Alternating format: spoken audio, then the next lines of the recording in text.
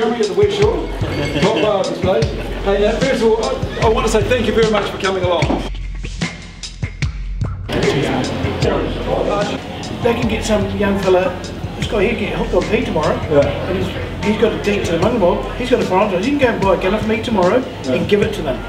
Arms officer and see if they can get the serial number. As a police officer, how do you allowed to fly like that on national TV? So I can sell 10 guns to you tomorrow, and you can go and sell them to whoever you want, and there's no record of me for gone. And that's what's happened to a lot. I think a lot of firearms have disappeared just disappeared because once I've sold them, and not, I'm not saying that you guys aren't selling them legally, but if you sell them to your mates and things, that's fine. We've got licenses, but this guy here might not be trustworthy. He can buy 10 off me today and go and sell them to the Mungabob tomorrow. They have very little luck tracking back stolen handguns to the original owner. No. And if you have a paper to procure, then and the police should theoretically be able to look at that data and say, okay, well this guy had it originally, how did this guy get it? Yeah. And they're saying in their report that they can't use the registration system that's already there. If there was a database that allowed them to do this quickly and easily, would that change the view at all? I think No, because I mean, I've had ECAT, USA, all my licenses, I've had numerous rights, pistols and I'd say about there's a 50% chance when you take them into the police or get them registered to get a serial number. Really? Is it that bad? So when I've sold them, when I've sold them through dealer, and they're going to go say, oh yeah, they sort everything out, and they don't sort things out. Like the gentleman over here before said, it's been tried in Canada, it doesn't work. But, I mean, actually we want to get back to the issue about how keeping the guns out of the gang. Right? Yeah, I mean, that's not really what the issue is. Right? And I mean, I can't understand how gang members can get a gun licence to start. I mean, that just seems ludicrous. No. I can help you there. There's about 3,500 known gang members to the police. 26 of them have firearms licences, alright? So they're always going to get guns, but it's been proven in England, it's been proven in the States. So you're not going to stop them getting them. Being a gang member is a category that says you are not a bad person. So the courts have actually ruled on that. If you steal a gun, you're then charged with having a gun unlawfully. If you also steal a car and a couple of other things and what have you, and it's something else more valuable, you're charged for stealing all those as well. When it comes to court, do you see many people get charged and get time that's concurrent with his other charges? No, they're all bloody lumped in together, and you might as well not bloody bother. That if you get caught poaching fish, you lose your boat, your car, and a whole lot of other stuff. That's right. You lose your hat, well, can you? Yeah. Okay, if you get caught with a gun, then you get slapped on the hand with a wet bus ticket. I think if you go back to some basics here, one is when you sit your firearms licence, and anyone correct me here if I'm wrong, but safety is drilled into people when you sit your test. There's actually not a huge emphasis on security. Okay.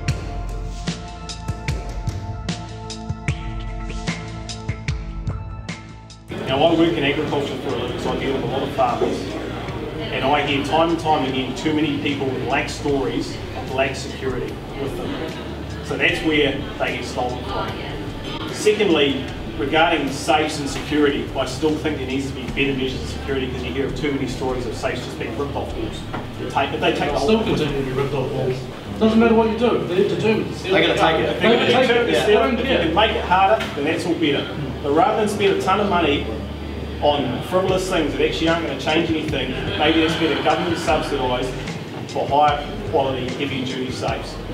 A lot of you guys in this room, I'm sure, e-category holders are in your thinking. Most of you are, which is you know, I don't know a lot of you guys, but a lot of you guys around, and you've already got your e-category. And my biggest concern if they change the semi-automatic from 10.22s to semi-automatic rifles, shotguns, then all of those guys, and thousands of them out there, shooting ducks, they're going to say, well, now my $3,000 Beretta is going to be worth $500 because I can't afford the $1,200 safe. I won't get my category licence because I'm not a fit. If you've got a trick driving charge or an assault charge or something, anything. You've got to have a reason to get an E-category licence. You can't just get it. You can't just get it because you've got a duck shooting. You guys have really worked hard to get yours, but I'm talking about thousands of people who are going to say, well, now my single rifle in 22 is worth nothing. I might as well just hide it and go underground with it, or sell it in the black market. That's where they're going to go. You're going to get a whole lot more. You guys already got your licences and you know how you want to look after them. And you want to look after your rifles and things like that. And what you've got, you want to protect. And it's amazing how many of you guys have already got it here to stand up and say something when there's way more guys than you guys that are not here to stand up for what they're going to lose. The magazine at the moment, when does it go from AK to AK? 7 shots. 7 shots for a shot. And if you read, I think if you read this, guys, the police have come back and said they would like to make ECSAs 11 shots and over. Okay? So 10, 22 Rugers, all the shotguns. It's not a law. The police get to change, this is half the thing, the police are changing their policies. You can go to one area of New Zealand and the firearms guy's got one interpretation of the law. You go to another one, he's got another one. The police shouldn't be setting this stuff. This is what we pay these guys to do. So there's one really important point you're saying, and this did come through with some of the mountain safety training actually, is that the firearms officers need a much stricter guidelines about what they should be doing and should be looking at and should be testing, because the lack of consistency is real concerning. So there's total inconsistency. It's the law as we've got it, I think, is one of the best in the world.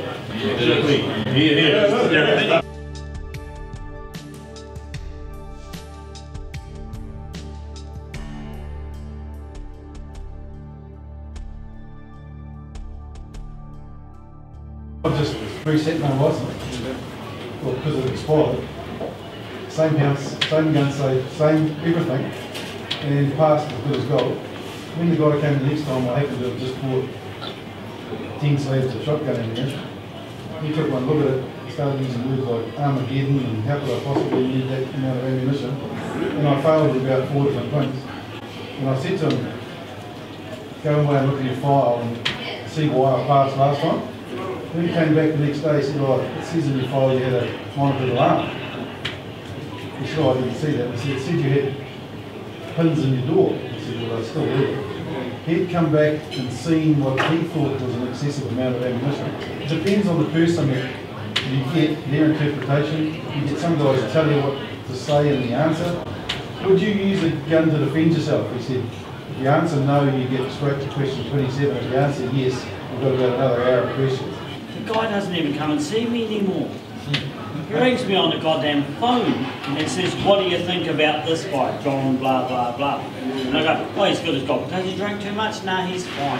Well, what I've tried to do is outline what feedback I've got, which I will take back to the committee and take back to my caucus, and that is the recommendation that we look at the sentences, no, not look at, review and revise the sentences for people who are using firearms to commit a crime.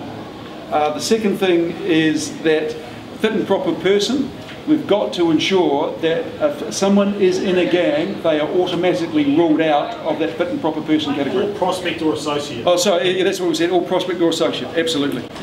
The third thing is what I was trying to explain before, will make the Firearms Act more prescriptive so the arms officers actually have a lot less discretion, but they know exactly what they've got to do, and it's not up to the discretion or interpretation, or their interpretation, which varies right across the country.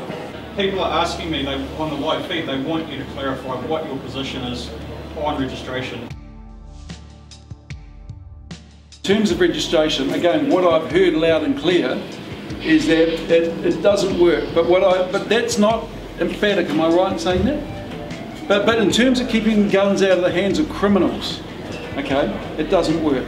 If you guys are saying that theft is the #1 way that criminals are getting firearms, and we haven't actually seen any evidence, any data to suggest that. There is. I can give you data. I have got data on how many firearms the police have recovered. Okay, so let's say it's implied that theft is the #1 way that criminals are getting firearms. Registering the guns is going to do nothing to theft. If we did register firearms, would it be easier for the police to trace where those firearms have come from? Your own example answers that question. You said there were 14 MSSAs found at the gang headquarters, and they don't know where any of them came from. MSSAs have been registered for how long? It could have been since 1992. Since 1992. Or they could have been other categories converted. Out of the 14 firearms that they found, surely the Christ one of them has been since 1992, and they couldn't tell you where it came from. And what I will do is I will go and ask the police about that raid and where those guns find came out from? if they have managed to track Where through any of them came surnames from? where any of those guns have come from.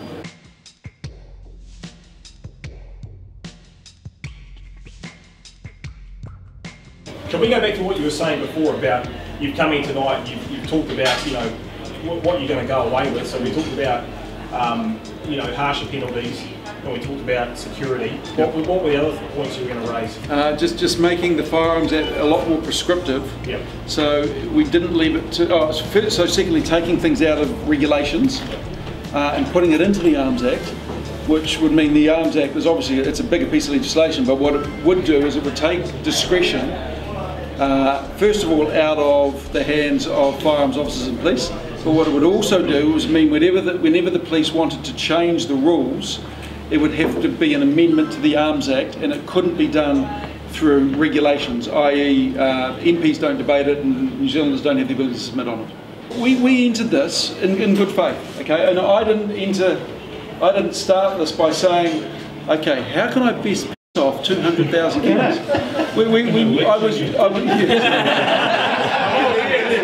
And their families. No, yeah, exactly. But no, I'm genuinely concerned, or want to know how we can do things better so firearms don't get in the hands of criminals and gangs. We got sidetracked, and I admit that. Submissions, Nash. Why did you not read any of those? They're telling you the exact same things that we're telling you now. We read all these, and we also heard from people who were, you know, if you say there were, yeah, I read everything.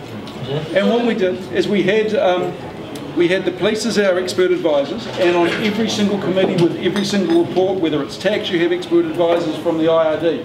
If it's a law and order, you have expert advisors from the police, and so on and so forth. So, you know, what I am doing here is saying that the feedback I've received from right across the country is we've got that wrong. So what do we now need to do to get it right?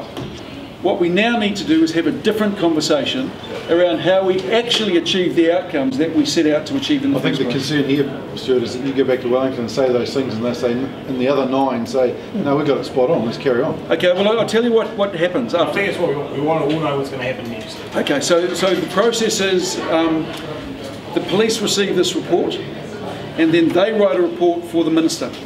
And they don't have to agree with any of this. That was going to take about 3 or 4 weeks, so it will nearly be on her desk.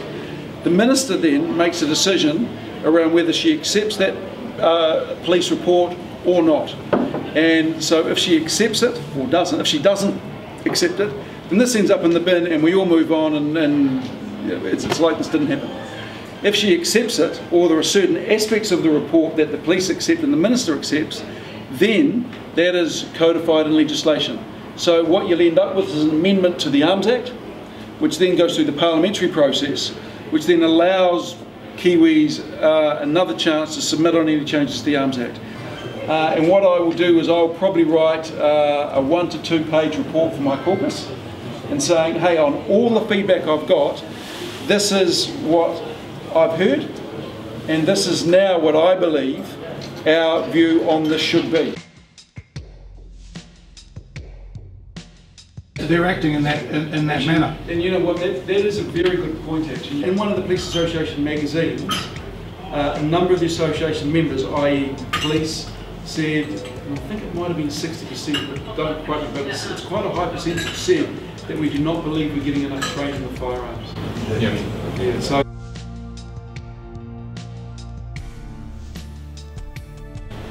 my takeaways are what I said a couple of times, what I've taken away from this and what I would do if I was Police Minister. I can't promise you that the police won't make changes in regulations because I have no control over that. But what I would say is unless they push a bill through under urgency, then no legislation will be passed before the election, and unless a bill goes through under urgency, then anything has to go to a select committee, and the select committee has to call for submissions. And what I would urge every single person to do is, if a bill does go to select committee and you have real concerns about it, then for goodness sake write in and let the committee know. How do we find out if that's happening? I'll let you know.